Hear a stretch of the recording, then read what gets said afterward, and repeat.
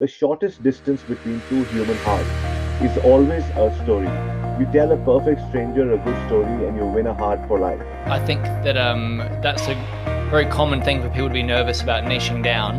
But Yeah. as you would have heard the saying, the riches are in the niches. You don't need any certificates or any letters before or after your name, obviously, to achieve success. You just need a huge desire and an ability to actually help someone to create an outcome.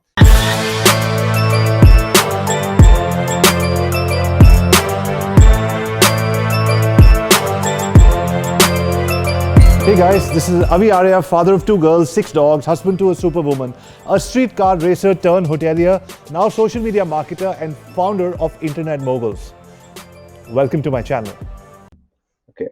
Ladies and gentlemen, boys and girls, as promised, one other episode, another internet mogul, another human being who leverages the internet to help people make an impact and a lot of dollars as well. The guest I'm presenting today is Tristan Bond. Tristan, welcome to the Internet Moguls of the World show. Avi, thank you for having me here. I'm really excited to have this conversation. Tristan, how many people, men, women, both, look at your personality and then your name and like, oh my God, this guy is James Bond in his own industry? I mean, how many times have you had that said to you? Um, well, it's funny you say that. I would say it happens daily. I'll have that sort of Ah, conversation with someone daily, if not twice a day, around my surname, and I'm it never wears thin. I always find it funny because I'm not and I'm not it's the first time they've said it to me. It's the first time I've heard it that morning, so I always find it of funny. course. And it's not only the name. I think you look fantastic, my friend. So Oh, thank it you, very kind. yeah, yes. So uh Tristan, before we start any interview, I always say the shortest distance between two human hearts is always a story. You tell a perfect stranger a good story and you win a heart for life.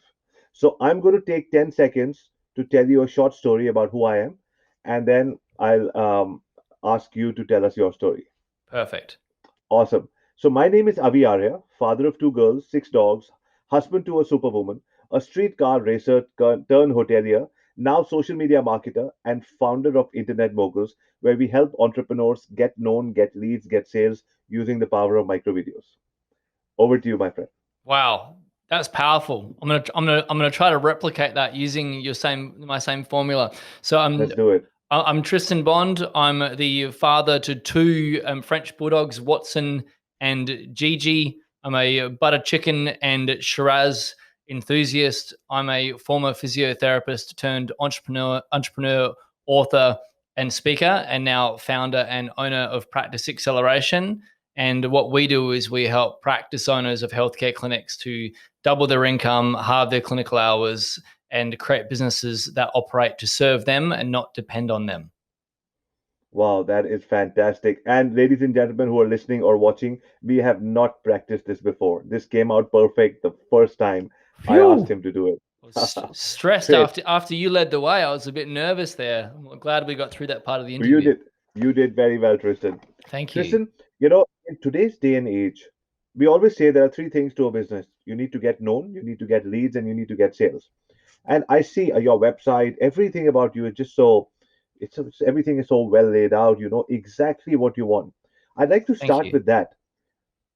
You have a specific service for a specific niche, That's and correct. your website and your social media, your posts, your blogs, your videos, everything is targeted to that niche.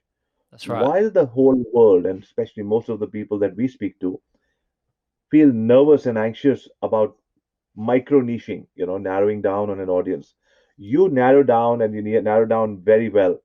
How did you come up with that? That's a really good question. So, like, firstly, I think that that's a very common thing for people to be nervous about niching down. But Yeah, as you would have heard the saying, the riches are in the niches. yeah, So, I am subscribed to that philosophy. But it was very easy for me to to focus just on healthcare because my background is as a physiotherapist, and that's where I had a large degree of success, which I'm really grateful for. And then I was able to model my success using my processes to then scale out across healthcare. And but the reality is, my stuff works in every industry. Like Right. business is business is business, right? But the more and more we niche down, the more we learn the language of our audience. We get to be really closely related to them. They know that we know what they're going through because we're studying it so closely all the time. We can speak their language, we can feel what they're feeling. And by doing that, I believe that it means if you're niche marketing, that feeling will come across in your marketing, whether it's your copy of your emails, whether it's your video presentations, the words, the hooks that you use. People can look at you and go, hey, that person gets me. And that's Right. only going to happen when you've got enough attention to detail to really focus on one particular niche. Fantastic. I'm so happy you said that. And that's what, when we looked at your website and everything, I was like, here is a business that is doing exactly what every marketing textbook ordered. But at the same time, every every subject on empathy talks about the same thing. You need to be empathetic about your customer's pain. Of There's an course. ad that happens in India. It's a very large company. It's a multi-billion-dollar company, and they create balm. The balm can be used for any kind of joint or muscle pain, and it's been around since before I was born. But recently, they came up with an ad saying that in India, most people have joint families, and the father, the grandfather, older people are staying in the same house, and there are 2, 3 floors, and and the kids live on the top floor, and the grandparents can't really come and meet them every day up Right. because so he comes up with an ad and he says, is your grandfather scared of climbing the stairs and cannot meet your children? uh, so your children, that's his grandchildren, this balm and your parents Yeah. family will reunite and all of that. That's powerful. Just that just that was so damn powerful. And so people are scared of micro niching, but the riches are in the niches. You had a successful career, and then you said, this is what I'm going to help others do. In many of our conversations with our clients, we have a conversation where we say, hey, Avi, I don't have a skill like Tristan does. And my response to a lot of people is, you have a life skill. There's something life has taught you. You lost weight. You were bullied as a child. You had a fortunately you had a relationship that you got out of, or maybe you got out of a relationship twice, a divorce, something, or maybe you lost someone unfortunately in life. Every life lesson is a skill that you can teach others and create a value producing system out of. What do you have to say on how you created your business on a niche with a skill that you had, which and a skill that you had certificates on the wall as well with those skills? But for people who do not have a skill with certificates, what would be your message to them? Perfect. So you don't need any certificates or any letters before or after your name, obviously, to achieve success. You just need a huge desire and an ability to actually help someone to create an outcome. So Right. interestingly enough, so in our business now, I think we have around 30 odd staff. I'm the only person without a marketing degree. Nice. And at least 70% of my team have business degrees, and I do not. I have a physiotherapy degree as a background, yet for a living, I'm able to help people with their marketing and their businesses, and I'm a published author of marketing and business. So I didn't have any permission to do that from a university or a certificate on my wall. So I can very closely relate to those people that don't have that. But on the other side of it, I've never let that be a barrier to me. In fact, someone once said to me, Tristan, why don't you go and get an MBA degree? Why don't you go back and study accounting? I said, well, and this is going to sound a little bit out there, Avi, but I'll just say it. I said, well, I could employ an accountant for 100 grand a year and I'll make 3 million in the same time space personally. Hundred Um, percent. so why would I do that if I can just buy it? Of Um, course. Tristan, go get an MBA. Well, I would do that, but all the MBA lecturers are current subscribers of my email list, and they're just going to regurgitate a more dumbed down version of what they don't know, trying to learn from me anyway. So I'll pass. Thank Right. you very much. So Right. that's kind of my attitude with it. I think we share some similar opinions there, Avi. That the world is quite limitless right now, and the people leading the way are not those with degrees that have earned the right to speak. And if they knew what they're doing, they wouldn't be at a university getting paid 70 clicks a year. They'd be doing what Hundred you and I percent. do, earning 7 figures plus to actually make 100%. a real impact. So that I'm enjoying this conversation from the get go, because Me twice too. in this 9 minute, 10-second conversation, you have given the audience permission to do what they want to do based on their life skills, based on their experience, based on what they want to do, who they want to serve without any degree. Now, for people who want to find a niche, you found a niche, you said, I was already doing something and it made sense for me to then help other people Yes. find success in. For people who've not really done level one of their or phase one of their life as successfully as you, what would be your advice to them? So that's a really good question, and I'll tell you what I would do if I was having my time again, and Right, I'll speak to that through the lens of what I do, which is business consulting and coaching and marketing.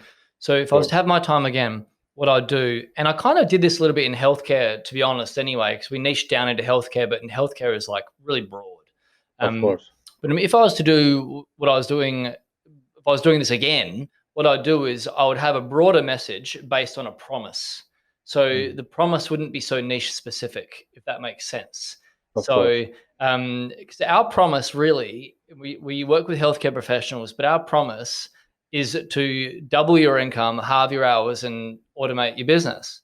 So right. that message, if I was to do it again, I would apply it to multiple different niches, Hmm. and then I would base my decision on who to work with based on a couple of things, and Right, I'd make my decision based on who do I enjoy being around, um, right, who can I make a tremendous impact for using my approach, and who can pay me a lot for it. sure. So when those three match up, I would then choose my niche based on that. Um, Lovely. so I So you're was saying, sorry, you go, sorry, please go ahead. Avi. Please go ahead. Well, I was just going to say that I'm very fortunate in that, because my background is healthcare, that by navigating into that field, I already liked the people in the space because I've Sure. been around them. I really enjoyed them. I knew I could make a tremendous impact. But the third criteria of them being able to afford our services and pay us for it handsomely, I guess that was kind of luck.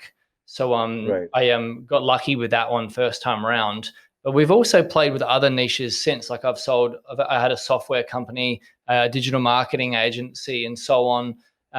So we've done a lot, and I've always applied that formula, like make sure those three things match up. So I think ultimately it's about having a decision making process in what we do in all areas of our life.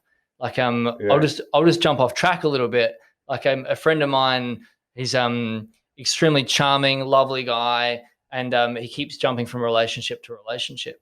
And he said to me on Saturday night as he's cooking me dinner, "Oh, there's something. This one isn't working out because of X, Y, Z reason. Oh well, I'll go find someone else." And I said, "Have you actually given it any consideration into your decision making process around who you would actually like to meet? And Uh-huh. have you ever considered who you need to become in order to satisfy that person?" And he hadn't. And I thought that's business. It's like Right. who do you want to serve? And then who do you need to become in order to earn the right to serve that person at the highest level? So I know I've gone a little bit off Very track there, interesting. but No, not at all. In fact, this has gone down very interesting because people who are trying to make a decision after or are or are getting even more encouraged to make a decision after hearing this conversation, if I can get into their minds right now, there are two things happening. They're asking themselves, should I meet a lot of people, or like you said, multi- the same micro niche, put it for one industry, then another one, and see where you enjoy yourself the most. So that's like almost saying go for a buffet, eat stuff, and then you know what you like, what you don't like, your like everything. You taste things and you see what you like in life. exactly. If you find something that you like, great. If you find yourself continuously skipping from one to the other, then sit back, self introspect, and see maybe you need to change who you are to become more valuable to the people you want to serve. Is that correctly summarizing what you're saying? You've just nailed it. That's Okay, perfect. That's perfect. And I'll just add like a something tactical on top. Like if you are right. going generally, and depends also on like what position you're in and within business. If I was starting again, I bootstrapped from the absolute get go. I had nothing, and Lovely. I started off with word of mouth, and I think it's really powerful to have bootstrapped and started from nothing, because then, just from my perspective, because then you get to go through each stage of journey, and then you can really understand what other people are going through. Right. Whereas I've met a lot of people that haven't gone through those phases. So they may have had funding or whatnot initially. They don't value the Sure. leads, and Of they don't course. value it as much. But that all said, if someone's listening and they do have a little bit of capital built up, and perhaps I've even got a loan from the bank, which is a sensible thing to do to Right. start up a business. And I didn't do that. If I went back in time, I would do Same that. here. Yeah, I'll definitely go back and do that. So if you're listening, please go and get a loan from the bank. But what I would do is I'd work on my skills in digital marketing, in Right. particular on the niche where are my audience actually hunting? Like we want to make sure the fish are there. And for me, that's Right. Facebook and Instagram, same as you, RB, and perhaps YouTube as well. So what I'd then do is I'd choose 3 or 4 niches I want to test based on who I think I like, who I can add value to, and who can pay me. And then I'd run ads for a month and Right. I'd set budget and see which one I can monetize the quickest. And then I'd drill that down and make a decision. And I think within 6 weeks, I'll be up to 10K a month pretty quick. I love that. So almost like a blueprint on starting again and going Yeah. to from 0 to 10K. But this Yeah. requires 2 things. I just want to break down the tactical, sort of a blueprint that you gave, because Sure. so practical and it can only come with after a huge experience that you have. But Yeah. at the same, but why? I want to stress multiple times on why people are like, this sounds like good advice, but I can't do it. Insecurity, it's not for me. And Yeah. we're always searching, we're landing up at various webinars, and then there are people who are coming to my 3-day classes and staying till the first to start, last to leave, and it's still, and sometimes you know, even buy a program or get into a coaching program and still sitting down and saying, I can't take action, I can't find my micro niche, I can't zero down, what if this doesn't happen, what if, and they just don't take a decision. Yes. I, as for myself, there was a time I was crippled with indecision and I didn't know what to do. There was a coach of mine who said, just go for it. And he just threw me into, and I was not very, and then I became very comfortable with what I was doing. And if I was not, for whatever reason, if I had, I thought if I could have always changed direction and start pedaling in a different direction. But at least I got into the pool. At least I got into the water. So, Yes. what in your experience, because I can imagine with the vast experience that you have of working with people, you understand the psychology of a human being on indecision. Why Yes. don't people take the right decision for themselves when they've heard it so many times and have so many podcasts with so many human beings? So that's a really big question. Like, why do people not take action? And I think it comes back to many different things. One of which could be an underlying anxiety issue, where people are fearful of judgment. Another one could be environmental influences, familial influences, and so on. But I think it might be helpful more to talk about how we actually break that down. Sure. So my personal belief is that if we look at like a really simple cycle, we have thoughts. Based on our thoughts, we take an action. Based on the action, we receive a result. Based on the result, we have a belief system. Based on the belief system, that forms our identity. And so, no matter where we all are at this point in time, we have an identity, which is the end point of the thoughts, actions, results, and then ultimately the beliefs. So, we could run around and try to change many different things, which have been ingrained over my 40 years. It's very tough to change many beliefs. But the easiest thing to change, I believe, is the action. Because if we change Right. the action, we'll change the result and the belief. But when we're taking the action, because it's so different, we're trying to break up the pathway that we're on, we're not necessarily going to agree with the thought process behind it. So that's going Right. to feel uncomfortable. And in order to choose that action, what I've personally done and what I've done with now 2,500 businesses is we say, look, you're not going to feel comfortable doing this. Right. The whole approach of feeling comfortable taking uncomfortable action is a complete conflict in and of itself. I mean, how can Uh-huh. we be comfortable and uncomfortable at the same time? I'm not. I do uncomfortable things, terrified, freaking out, with the knowledge that I trust the person that's advised me to do that. So, Right. what I would say to all the people listening is um, follow the action of someone who has been there and done that, that knows how to get there, and find someone that you know, like, and trust. So, when you follow their advice, they have got your back and they'll help you with it. And it won't feel comfortable. Stop waiting for procrastination to go away. Stop waiting for the self-doubt to go away. Just take that action with the right support and the results will come. And when the results start coming and the belief changes and then the identity changes, and then the identity is, oh, wow, I'm someone that takes action without having to question it.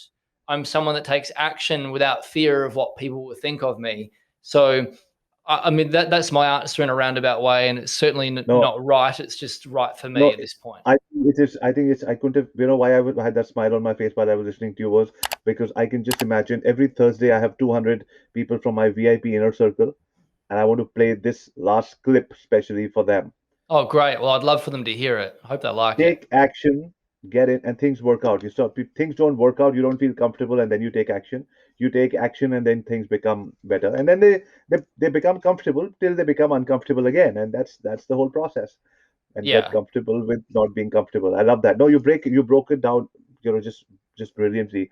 Every Thank you. single word that you have said is going. I in my head, I have this the smile in my inside of me. I'm like and I can almost know. I mean, I don't know everybody in my community by name, but I can almost see, oh, this person, this coach, this person is going to say, hey, I love what Tristan said. So thank Great. you for laying it down, so You're crystal clear. welcome. It's a great You know, question to have asked. Thank you for sharing it with me. what I loved? One of the things that I loved about your website was uh, practice acceleration when you're helping people grow their practice. So everything is so beautifully worded. Thank you. A practice acceleration is something that can be used in every niche, but because you work with healthcare experts or make people into healthcare experts and help them grow their business, practice is a word that they were like, this guy understands me. That's why he's using this word. That's right. So, it's just how much thinking goes into Tristan Bond's business and planning everything. Yeah, that's a good question. A lot. As you would know, as an entrepreneur, the mind just spins at a wild rate. Right. So, yeah, I'm in overdrive constantly, and it's a place where I like to be. I wouldn't have it any other way. Of course. And I've been speaking to a lot of my colleagues recently, and a lot of other entrepreneurs who say the same thing. Like, I feel like I'm in overwhelm. I can't ever wind down, and they're trying to stop it. And my answer to that is, why try to stop your greatest gift? Like, Right. like you are thinking at this rapid pace because you were designed to make a difference. And Right. just because 99% of the population don't think like you doesn't mean that they don't need you to be the 1% that thinks like that. Okay. The Nice. answer is to become comfortable with it and go, hey, I'm thinking at a rapid pace. And what I need around me is people that keep me in a way where my ideas get documented. And then we have a thought process around choosing how do we actually choose which of Tristan's ideas that we're going to use so that I still feel like my ideas are valuable. We're documenting them, we process drive it, and then we choose and we execute. So the business doesn't execute ideas at the rate at which I come up with them, and Of course. thankfully, otherwise we wouldn't be going anywhere. So my role is visionary, come up with processes and concepts, think about making an impact, really disrupting what we're up to and disrupting what the market is up to, and then putting it through my business partner Sarah's mind. She's our chief operations officer, and she's much better at organizational flow than I am. But in answer to your question, how much thought goes into everything? Like, just a lot, a lot. Like, even coming out with our brand name of Practice Acceleration, there was a lot that went into that. Like, we test and measure everything. We don't just come up with a concept and go, that'll work. Yeah. We process drive everything. I mean, today, as an example, I'm not even sure how many ads we've got going out, but we'll spend $4,000 today just on Yeah. Facebook. And like the extraordinary split testing that we'll do today across each nation, across each niche, testing a lead magnet versus a VSL and so on.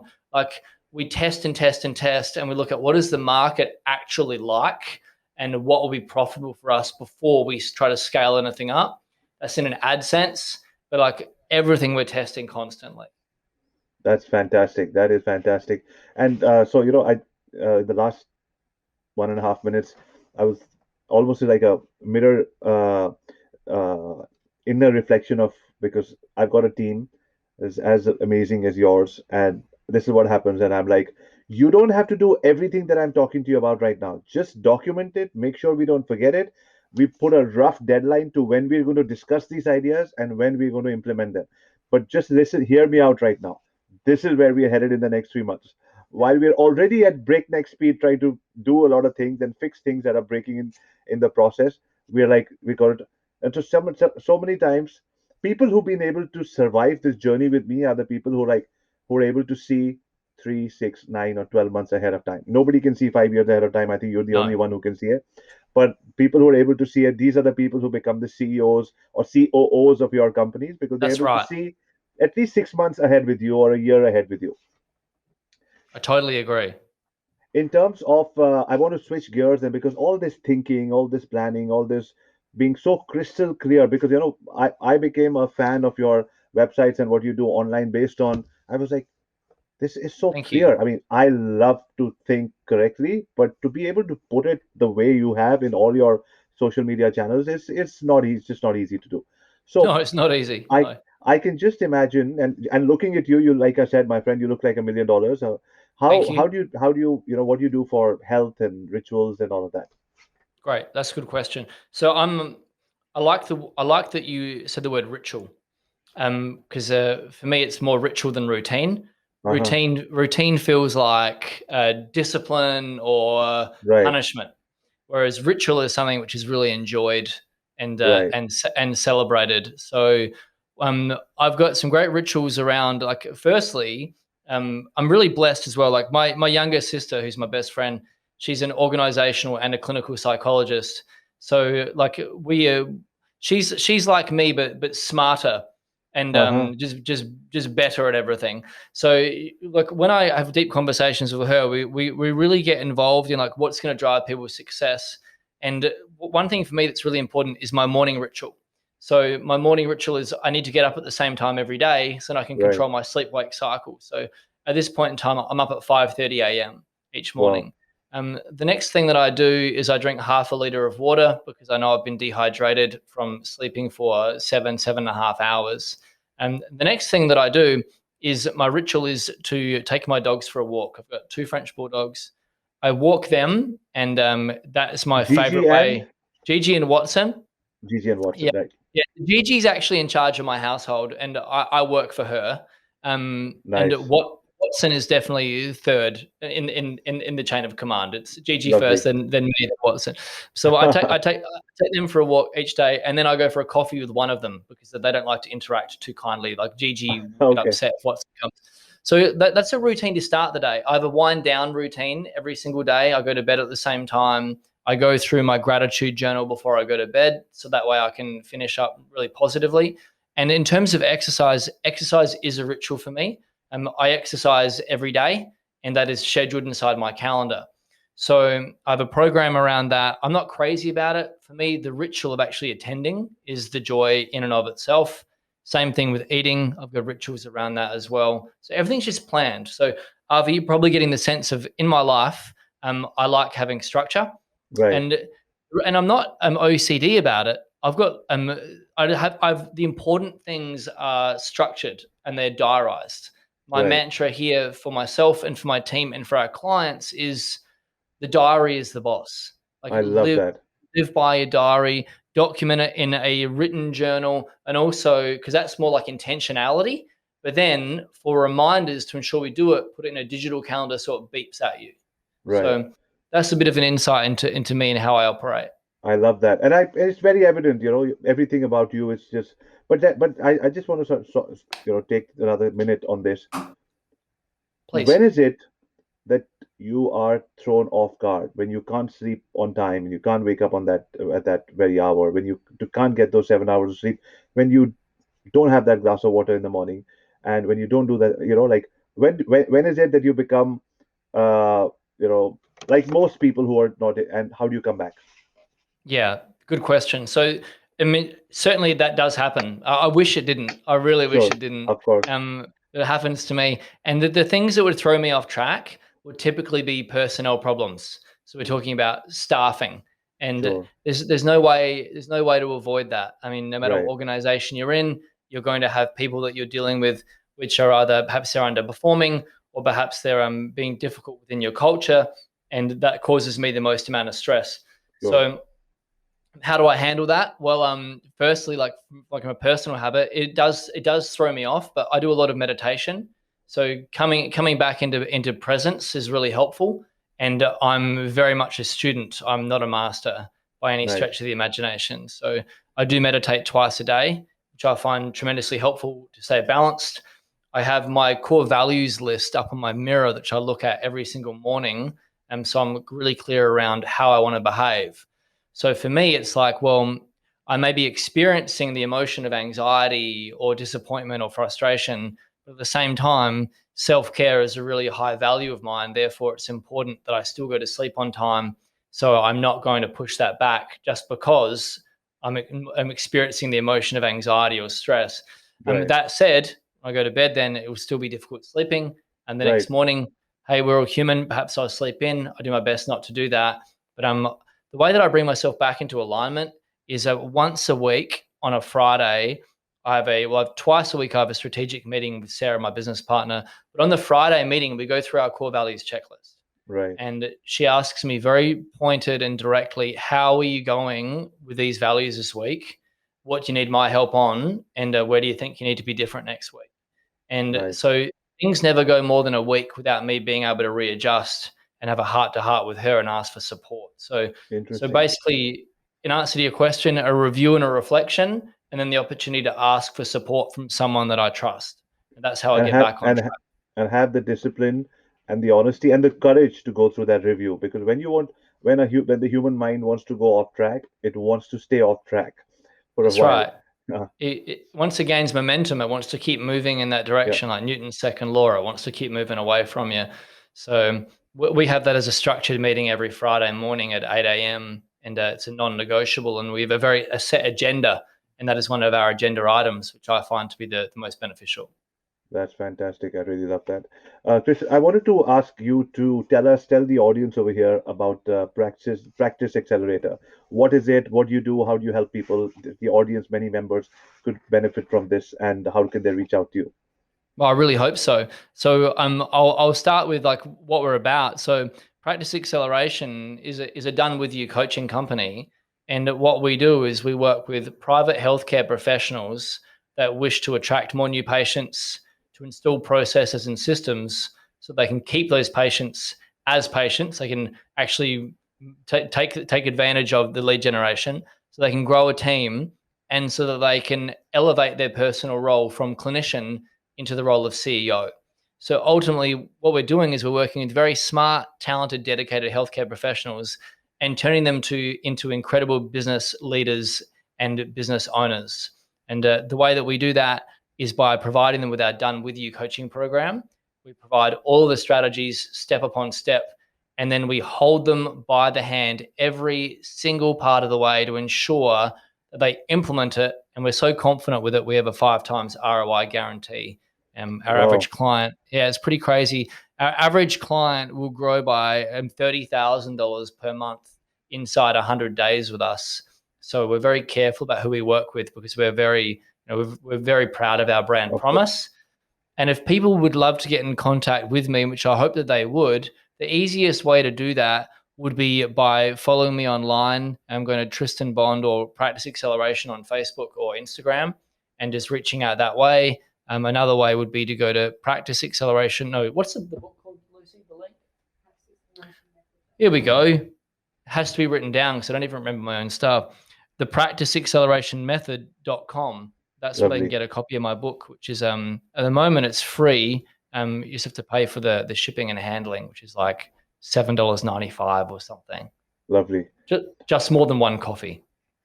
Tristan, when you get people from different industries approaching you, you say no? That's correct. I love that. Thank you for saying that with that confidence, because that is what I wanted people to hear. You have a plan, you have a mission, you know who you're serving, and you respectfully decline to invest the most important resource that you have, which is time, to Yes. engage with somebody who you won't be able to help. You That can is always get so more money, but you can't get more time. right.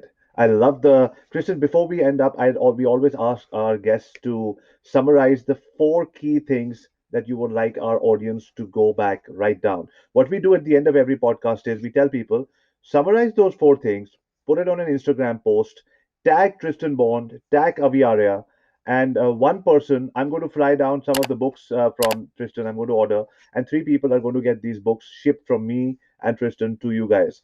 Four things. Amazing. Yes. So, Tristan, if you can give us the four takeaways. I love the sleep, I love the micro niche, Yeah.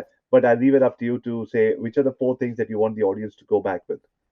Wow. Well, I'm gonna just quickly do a little bit of a rewind in my mind.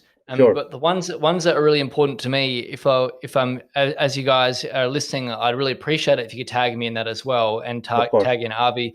It's been wonderful that you guys have joined us today. But the first thing I would say is rituals over routines. Lovely. Is the first thing, because it's like Lovely. really celebrating you and yourself. I think that's really important. The next point I'd say is diary is the boss. Fantastic. Just brilliant. Next one would be riches are in the niches. Absolutely. And then finally, what I would say is